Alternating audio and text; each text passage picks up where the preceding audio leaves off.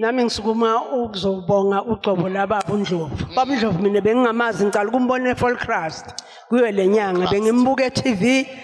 ngahamba ngiphethwe inyawo nesilonda la enyaweni sangicala ngo2016 ngibathe ngihamba ama clinic ngenzani singapholi isilonda sivaleke ukuthi ngelilanga kusekuseni sopha ngahamba ngaye eofisini la eMelo ngathenga itswayi lo sisi wangitshela wathi awuthenge naleli libovu itswayi ukuthobe lesilonda ngathi uyasishisa ngathoba isilonda sipholile manje ngajabula mama awubakhombe ukuthi besikuphi nasi baba nasi ilesi nasi phansi lapha enyaweni la naso yiso leso baba nenyawo zami bese zimnyama umbala ukhanya inyawo zimnyama ngathi akusizo zami kodwa ngetswayela kababa uNdlovu ngakhala kakhulu nangiyevokros ngathi anginamali ngaze ngaka amashonisa ngathi uma ngingafika nje ngingene lapha ekhona umpostoli ngihambe la ndlule khona ngizophola ngipholile bazalwane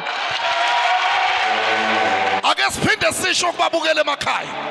ukuthi ongenzeke kubantu ngoJehova kuyenzeka nangu upholile mina ngingamaduna owayehlupheka imfuyo yami kube kuyimfuyo yomhlaba wonke yayithathwa ubuthaphu ofuna imfuyo beza kamaduna afika athatha imfuyo kodwa nganele kufika la ekhaya ngathola idangerous oil yathelwa esibayeni umama umakoti wami wathatha ikhalenda wayifaka esibayeni kwanqamuka kwaphela ukuthathwa kwemfuyo kamaduna namhlanje iyanda imfuyo kamaduna akugcinanga lapho bazalwane bathe bangabona ukuthi akusangeneki manje sibayeni bayothatha imfuyo basithumelela ngekhova isikhova sikhala epalini likagesi phezulu kwamakhanda ethu masike sakhala kanye umama kasoza abulala ubuthongo kuyoze kusabhekile kwagcina sathi baba asinayo enye option asithathe letswayi elibovu esinalo sathatha lona itswayi elibovu ngasijikijela kuze kube inamuhla silala ubuthongo benyoni ngitophamisa ligcobulela ekhaya ukuthi ngalelanga leli ngidecide ukuthi inkoja sito ngalithola phi lemfo ngoba beyingihlupha bengalali lesona lebesingidate ngidate nesikhathi lesithi ungaba semshadweni bazalwane kanti akwakashada ushadwe ngisomeone benganenzaba ukuthi ngishadile bengiphila nje lempilo ngiyibona ukuthi kahle inormal ngithalangana ngidecide ukuthi koja ngasitakala kuphi ngathi ngithi ngivale emehlo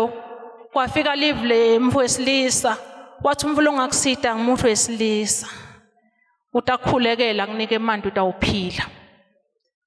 ngase koja ngaba ngibani ngikhuluma nale voice lengiva angikhombe lo mnye baba waseSwatini ngithi mina lo baba loyo uyinyanga mina ngifuna inyanga ngifuna umuntu otangikhulekela mina ngiphile ngithe ngisabhala emehlo kwavela baba uNdlovu ngathi mangivuka ekseni ngagugula le-office ngaligugula ngaze ngalithola ebusuku angilalanga lobusuku bakhona ngigugula ngalithola mangivuka ekseni before ngivuka lesilwane sathi siyefika sathi namuhla ngiyavalisa ngiphindze ngibuye sahamba abazalwane azange saphinde sabe ngokuva nje ukuthi ngiyakababa uNdlovu ishukela yahamba lelo langa wathi lo baba ngangikhuluma naye awudliswa awunashukela wena wadliswa unesidliso mangifike eofisini ngafike ngathenga liswayi ngathenga nelikhandlela swayi lomhlophe lo swayi ngafike ngawufaka emantini nami ngokunaso ngoba bengiya ngeliviki njalo ngoba lesithafu for the check up ngiattenda ka high risk esibhedlela khona la eMelo ngathi ngafike ekhaya ngathatha swayi ngawufaka emantini ngawanatha kwaba khona emva kwa 3 days kwaba khona ngathi ngihanjiswa sisukana sengihambisi lokho ngiyethola nje ngi-understand ukuthi yindlela ephumako kwaya ngasinye isiphepha ngayindlala phansi bazalwane mangidla isiphepha kwakukhona lobo kuphuma lengakhazeki nangubuka ukuthi kuyini kodwa kwakuphila ngibekisa njengemnenge lo ngathi licembe lebanana kodwa kwakuphila lemfo kodwa ngakhona ukuthi kuyini kuthusa ngathi ngalesithathu mangiya esibhedlela wafika wathi dokotela shukela wakho soyacontroleka